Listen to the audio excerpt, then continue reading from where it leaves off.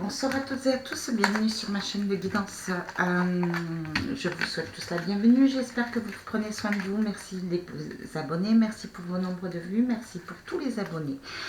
Alors là, ce soir, nous allons voir ce soir, ou peu importe dans quelle journée, dans quel moment de la journée vous regardez cette vidéo. Cette guidance va être intemporelle. Cette guidance va vous parler, je vais me connecter. Vous allez vous connecter avec moi, avec vos énergies actuelles. On va voir au niveau des émotions ce qu'il en ressort. Par rapport à cette guidance, par rapport à ces énergies ressenties, par rapport au message que me donnent les guides vous concernant, nous n'allons pas voir les informations du futur, mais je vais vous donner des conseils en développement personnel. Sachez que je travaille aussi sur le développement personnel. Je travaille beaucoup au niveau des neurosciences pour pouvoir vous apporter des solutions, plus de compréhension au niveau de vos émotions et comment faire pour pouvoir justement gérer ces émotions, pour pouvoir avancer un petit peu plus facilement dans votre vie en vous comprenant tout simplement. Allez, je vais commencer par l'oracle du phénix, voir un petit peu ce qu'il en ressort des énergies actuelles.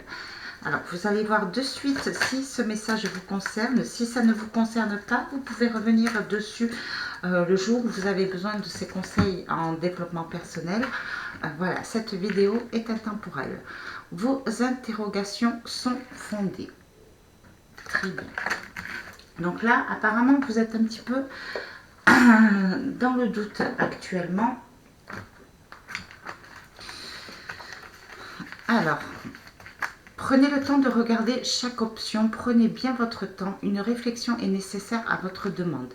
Posez vos questions au phénix et écoutez ses réponses. Par votre ressenti physique, écoutez et sentez votre corps. Le phénix vous répond actuellement afin de ne pas vous perdre dans un tourbillon de pensées inutiles. Alors là, ce que m'explique le phénix, en fait, c'est que vous êtes en train de vous poser des questions. Par rapport à une situation, je n'ai pas encore la réponse à cette question. Peu importe votre situation, peu importe peut-être pour votre futur, les questions que vous vous posez. Donc, sachez que lorsque notre cerveau n'a pas de réponse concrète, lorsqu'il y a un trou dans nos pensées, dans nos cerveaux, lorsque nous sommes dans le soupçon, dans l'illusion, on a des idées un petit peu qui se perdent en vrac. Notre cerveau n'aime pas le vide. Notre cerveau se crée tout un film justement pour combler le vide. C'est pour ça que de temps en temps, il est nécessaire de revenir à l'instant présent, de s'ancrer, les pieds au sol, s'ancrer, se centrer, prendre un instant, des moments de respiration, de méditation,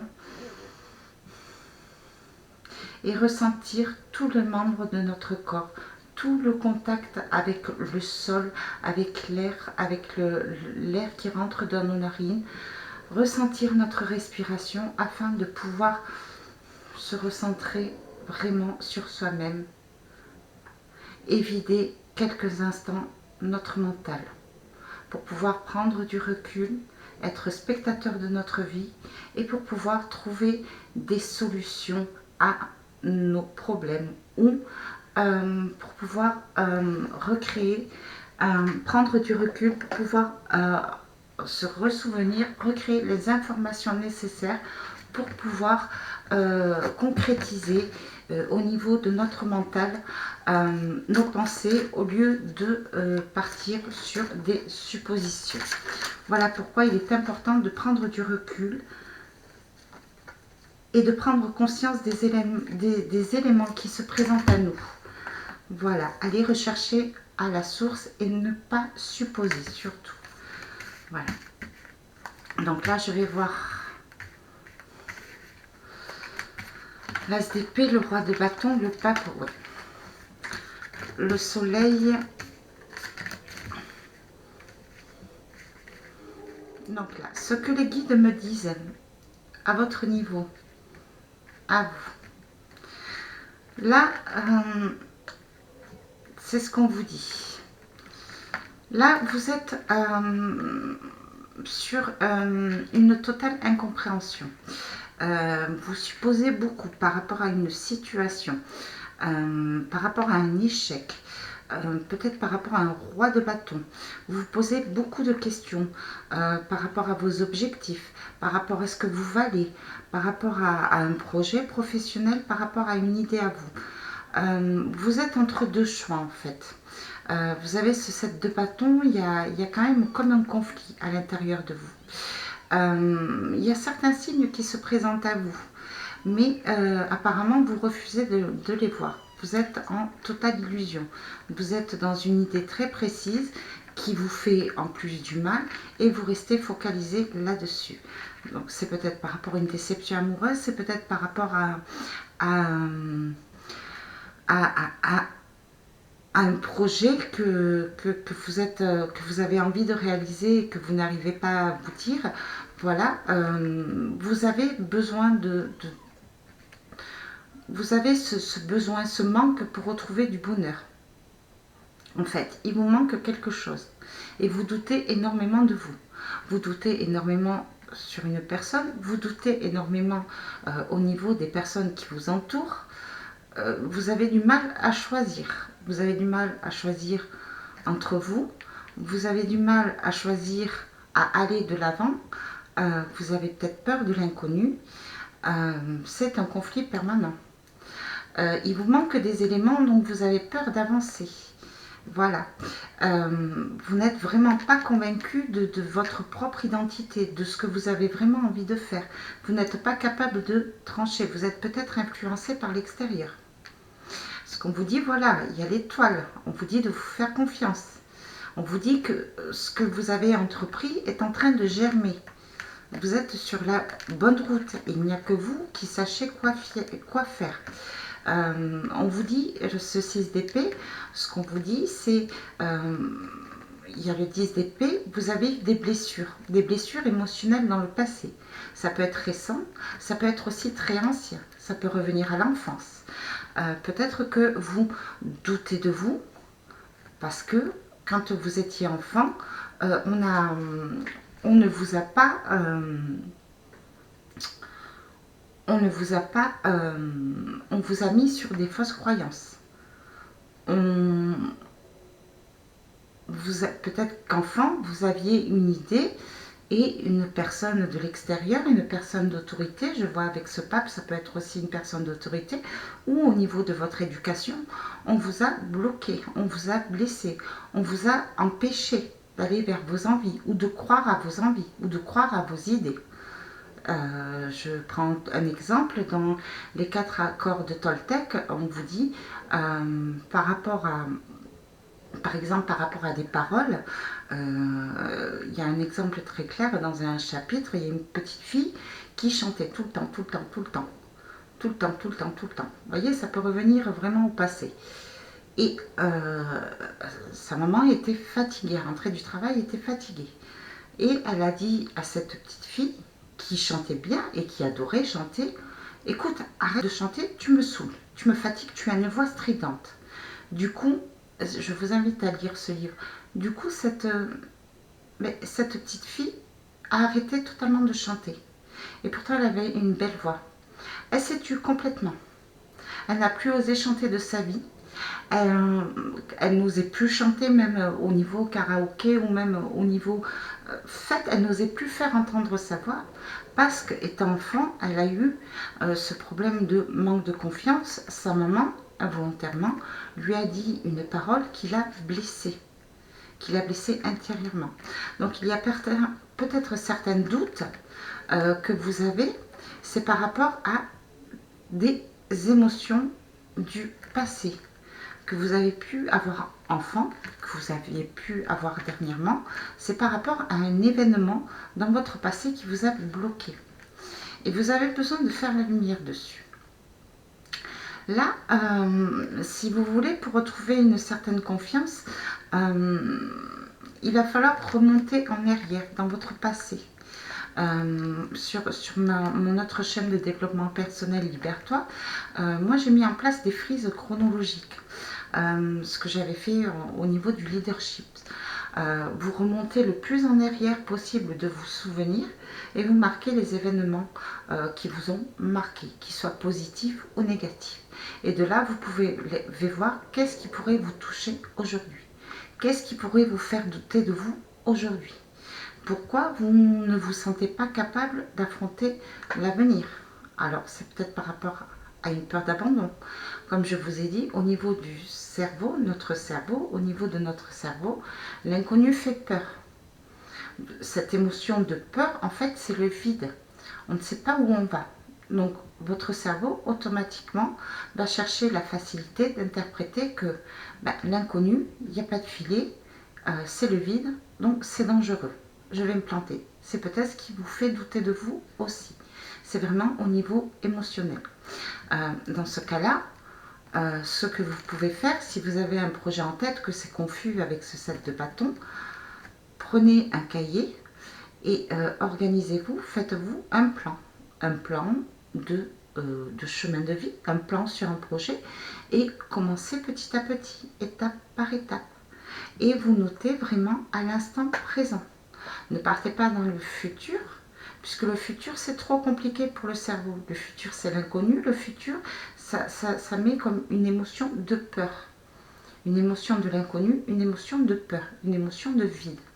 Donc marquez à l'instant présent, étape par étape, les étapes que vous avez à franchir pour pouvoir arriver à un projet, pour pouvoir peut-être arriver à une décision au niveau amoureux, au niveau organisation professionnelle, en projet professionnel.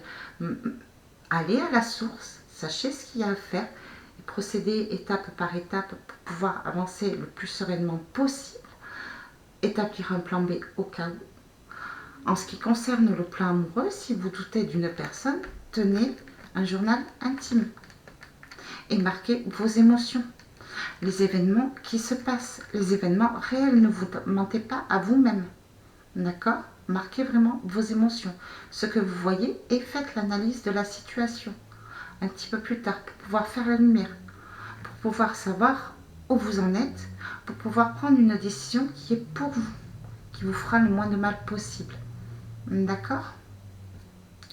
Moi, ce que je vois, c'est que vraiment, vous avez travaillé. Vous avez travaillé pour pouvoir arriver à une direction, pour pouvoir arriver à un projet qui est fait pour vous. Donc, ne doutez pas de vous et vraiment avancez. Laissez les émotions négatives sur le passé. Si vous n'arrivez pas à sortir des émotions, notre cerveau enregistre les émotions, les souvenirs.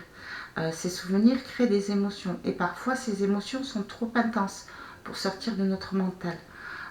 Du coup, ça crée au niveau de notre cerveau émotionnel, au niveau de notre amygdale, vraiment une émotion trop intense qui crée un déséquilibre entre la réalité et entre le comportement à adopter ou voir l'analyse de la situation.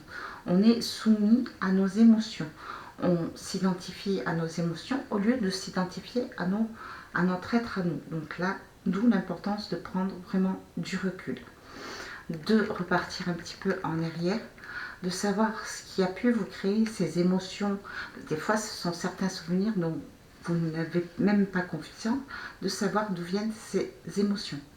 Pourquoi vous avez peur? Pourquoi chaque fois que vous avancez, vous répétez le même schéma autodestructeur? Vous comprenez? Voilà. Là, vous avez vraiment peur de prendre une décision pour vous.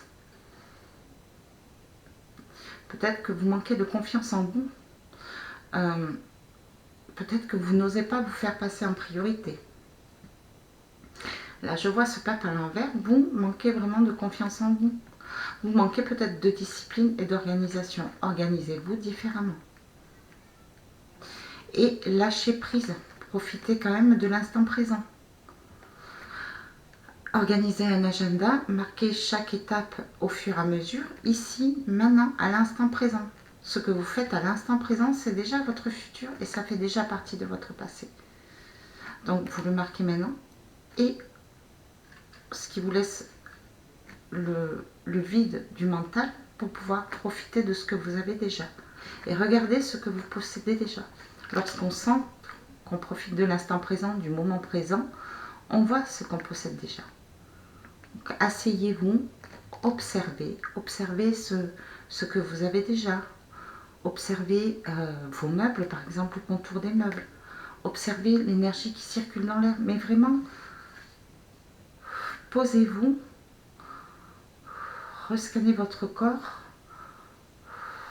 accueillez vos émotions et essayez de vider votre mental et de faire partie intégrante de l'univers, de faire partie intégrante de la pièce où vous êtes installé. Dites-vous que vous êtes le mur qui est en face de vous, vous êtes l'air qui circule autour de vous, vous êtes le vide, vous êtes le matériel, vous faites partie intégrante de l'univers. Sortez de votre corps physique en un instant. Mélangez-vous à l'élément de la vie. Tout bouge autour de vous, tout circule, même l'air. Même ce qui vous paraît immobile, je parle du visible, de tout ce qui est mobilier, il y a une énergie qui circule dedans. Il y a une énergie qui donne vie à ces meubles, à ce matériel où on a l'impression qu'il n'y a pas de vie, mais il y a une vie, il y a de l'énergie dans tous ces composants, dans tous ces matériaux. Imaginez comment ce meuble a été fabriqué, observez des angles que vous n'avez pas vus. Pour l'air, c'est pareil, l'air circule, l'énergie circule. C'est l'air qui vous fait vivre. C'est l'air qui vous permet de faire le vide, c'est l'air qui vous permet de respirer.